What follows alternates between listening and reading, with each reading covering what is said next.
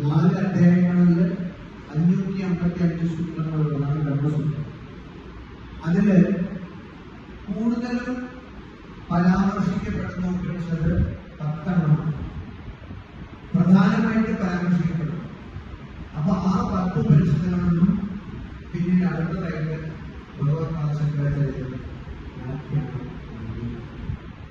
എന്താണ് ഈശോപനിഷത്ത്, കേനോപനിഷത്ത്, കഠോപനിഷത്ത്, ഈശ, കേന, കഠ, കൃഷ്ണോപനിഷത്ത്, മുണ്ടകോപനിഷത്ത്, മാണ്ഡുക്യോപനിഷത്ത്, ശ്വേതാശ്വതോപനിഷത്ത്, ഐതരയോപനിഷത്ത്, ശാന്തോപനിഷത്ത്, തൈത്തരയോപനിഷത്ത്, പിന്നെ ബൃഹദാരണ്യോപനിഷത്ത്.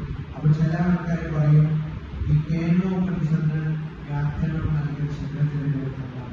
പക്ഷെ അങ്ങനെയല്ല, ശങ്കരാചാര്യ തന്നെയാണ് വ്യാഖ്യാനം. അപ്പൊ ആ വേദാന്ത സൂത്രങ്ങൾക്ക് ഭഗവത്പാദ ശങ്കരാചാര്യ വ്യാഖ്യാനം